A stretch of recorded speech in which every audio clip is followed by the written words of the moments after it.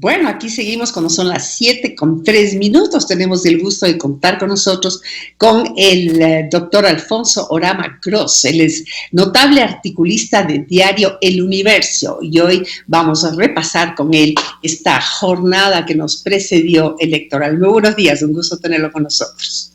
Yolanda, ¿cómo está? Buen día. Buenos días. Ecuador ha vivido una época electoral sumamente intensa, doctor, con un apretado e impredecible resultado hasta antes de ayer.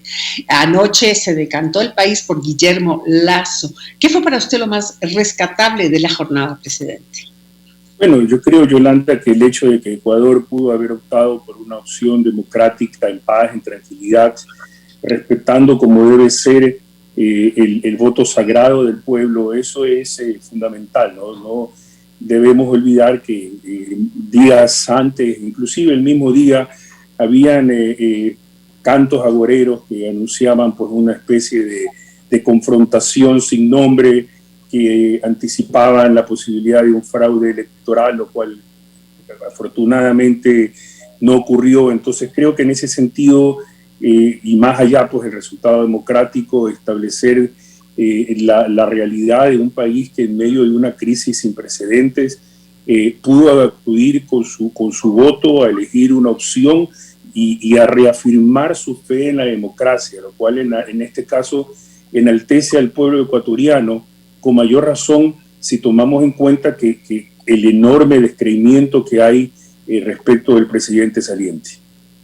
Oiga, ¿cuáles fueron los reveses que tuvo Arauz a última hora? La verdad es que no nos esperábamos una diferencia tan marcada y, como usted bien dijo, se podía prever que hubiera mucha complicación si es que se mantenía el resultado en un empate técnico. Pero, ¿qué pasó finalmente? ¿Cuáles fueron nuestros reveses? Yolanda, yo creo que es una suma de factores. Usted conoce muy bien que una campaña electoral está llena de momentos, de matices, y también vale la pena relevar que esta remontada de Guillermo Lasso es una remontada histórica desde el punto de vista electoral latinoamericano. Ya en el 2016 hubo una remontada muy importante del expresidente Porano Kuczynski, que había perdido en la primera vuelta por más de 18 puntos, pero en este caso estamos hablando de que Lasso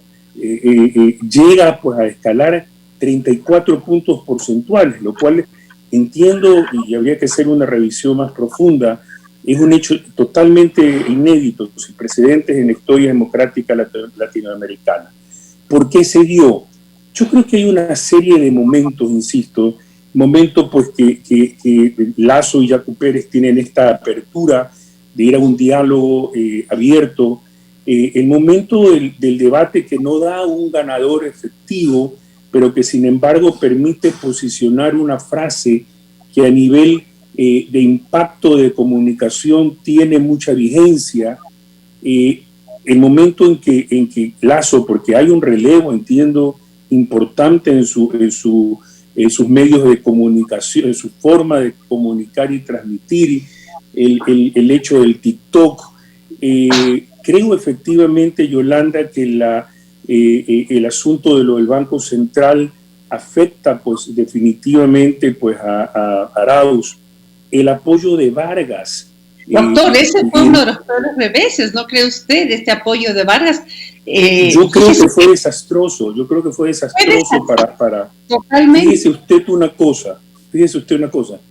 Arauz, no he revisado hoy en la mañana realmente el mapa electoral, no gana en ninguna de las provincias de la Sierra y de la Amazonía. Es sorprendente. Doctor, no solo eso, le gana en muchas el voto nulo. Imagínese. Entonces, eso le demuestra que, a ver, pero vamos al impacto que yo le estoy señalando, ¿no? Porque Quito fue una de las ciudades que en octubre del 2019, y no se trata de analizar las razones o sin razones del movimiento indígena, pero Quito fue la ciudad del país que posiblemente vivió los momentos de mayor angustia, de mayor anarquía en esos momentos. Y creo que ese tema de ahí, trasladado a la percepción colectiva, trae consigo un voto, pero sorprendente. Creo que son 25 o 30 puntos lo que efectivamente, o el margen de victoria del señor Lasso, de Guillermo Lasso, pues Arauz, ¿no? Entonces, véanme, para mí ese tema del apoyo de Vargas, que estuvo asociado con dos momentos, lo que hizo pues este señor Quispe, que fue una payasada, perdónenme, el cantante devenido en alcalde, luego vino enseguida pues el apoyo de Vargas y luego pues tratar de rescatar una narrativa señalando pues que lo que pasó en octubre del 19 tenía que ver con la sociedad Lenín Moreno, Guillermo Lasso. Eso era un absurdo. Entonces, fíjese algo, yo creo que este revés de Arauz está ligado a una serie de momentos, como suele ocurrir. No es que en ocasiones sí hay un solo hecho fundamental, extraordinario, que determina la suerte de las elecciones. Yo creo que aquí fue una sumatoria a lo que debe agregarse un factor para mí relevante. Así como el expresidente Correa es posiblemente el actor político con mayor respaldo a título personal, 20%, 25, 30% de voto muy duro, es también el actor político con mayor resistencia en el país. Como ya han dicho varios analistas, con un piso muy alto, pero también con un techo muy bajo. Y creo que este tutelaje, de una u otra manera, Arauz necesitaba a Correa, porque finalmente él es su tutor. ¿Ya? Sin Correa, pues Arauz políticamente hubiera sido una figura política muy débil o de poca proyección. Pero ahí él tenía una habilidad que no la pudo sostener, que es tratar de despojarse totalmente de lo que significa este tutelaje, esta protección de Correa, este mecenazgo de Correa. Fíjese usted que en el cierre de la campaña, cosa que a mí me llamó poderosamente la atención, en el cierre de la campaña del pasado jueves, el señor Arauz, el señor Arauz enarbola la bandera pues, del partido y empieza pues a gritar viva Rafael Correa, viva Rafael Correa, viva la Revolución Ciudadana, con lo cual estaba demostrando que su cordón umbilical jamás se había cortado. Y yo creo que eso también tiene un impacto importante a nivel de lo que es efectivamente, insisto, de la percepción colectiva. Efectivamente, ¿cuánto de esta votación es realmente anticorreísta y no a favor de Lasso? No lo dude, es que así, yo creo que también ocurrió así en el 2017. Yo creo que aquí hay un segmento de la población, y por eso es que el desafío del señor Lasso es enorme, no solamente por el momento del país, sino que tiene que tender efectivamente los puentes. Yo ayer señalaba en una entrevista que yo estoy convencido que en gran medida la composición del voto, por ejemplo, del señor Lasso, está nutrido es imposible decirlo porcentualmente, pero del voto indígena, por ejemplo. Entonces creo que en ese sentido, en ese contexto, él tiene la responsabilidad histórica de incorporar la agenda de los movimientos indígenas a su gobierno y tratar a su vez de restar espacio a lo que viene a ser el radicalismo que sí se ha apoderado de un segmento también de ese movimiento indígena. Pero mire usted, haciendo mención del apoyo de Vargas, en Pastaza, de donde es Vargas, el 76 más o menos por lo menos a la hora que yo lo vi anoche, votó a favor de Lasso, imagínese usted, y el 20 y pico a favor de Arauz. O sea, sí hubo de las provincias con mayor población indígena, sí hubo un voto de apoyo a Lasso definitivamente.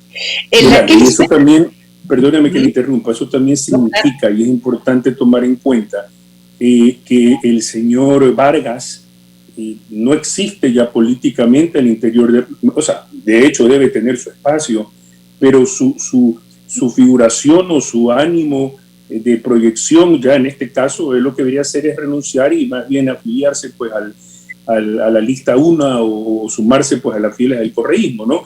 El pedido del señor Vargas cayó en el más absoluto vacío, fue intrascendente absolutamente.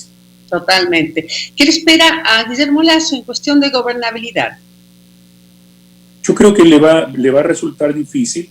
Aquí él va a tener que manejar mucha habilidad política, con mucha habilidad política. que usted conoce perfectamente que este es un país complicado por su estructura, por su diversidad, por la situación angustiosa que vivimos, y en ese sentido también él tendrá que ser muy creativo, tiene que haber mucho talento político para poder manejar esa traza de gobernabilidad que el país necesita. Es un desafío enorme, Yolanda. Aquí yo creo que indiscutiblemente el país ha depositado un voto de confianza sorprendente, ha permitido una remontada histórica, se le señalaba, posiblemente sin precedentes en América Latina, pero creo en ese mismo contexto que resulta fundamental aclarar y proyectar el enorme desafío político, democrático, de toda envergadura que significa esta presidencia para Guillermo Lasso. Sabiendo Lasso, porque me imagino que lo sabrá, él y sus asesores y quienes rodean, que el voto no fue pro Guillermo Lasso, sino como veníamos hablando, gran parte del voto fue en contra de Rafael Correa. ¿Cuál es su sugerencia para su estilo de gobernar? Yo creo que tiene que manejarse con mucha apertura. En este momento, Yolanda, la inclusión es fundamental. Fíjese usted que creo que tuvo la inteligencia, la habilidad para darse cuenta de que si seguía el mismo sendero de la primera vuelta, esto iba a ser un tema aplastante, ¿no? Entonces tuvo esa inteligencia, tuvo ese equilibrio de poder establecer un cambio fundamental. Y creo que en ese mismo contexto, él deberá estar consciente que cualquier rigidez a nivel de manejo económico, a nivel de manejo social, a nivel de manejo del derecho de las minorías, a nivel de las reivindicaciones del movimiento indígena, sería muy duro y muy complicado para su gobierno. Creo que la inclusión, respetando naturalmente los límites democráticos, es fundamental, y ojalá este nuevo gobierno así lo entienda.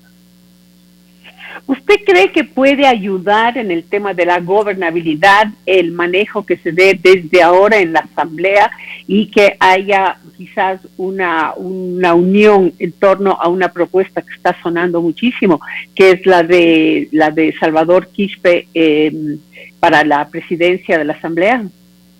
Yo creo que sí, Yolanda. Yo creo que definitivamente el señor Quispe fue el líder, el jefe de la bancada de este movimiento que obtuvo pues el segundo lugar pues en número de asambleístas.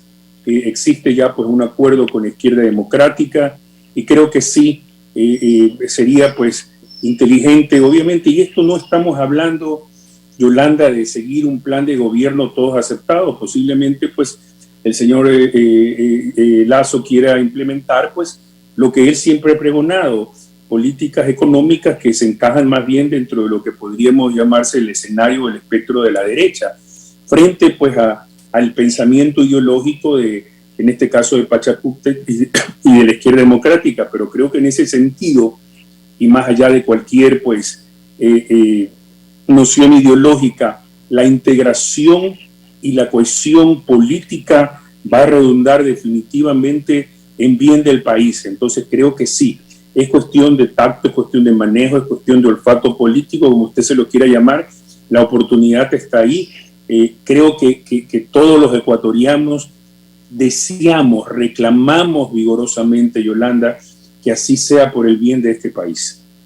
Muy bien, doctor Alfonso Oramas. Ha sido un gusto conocerlo y conversar con usted este cuarto de hora.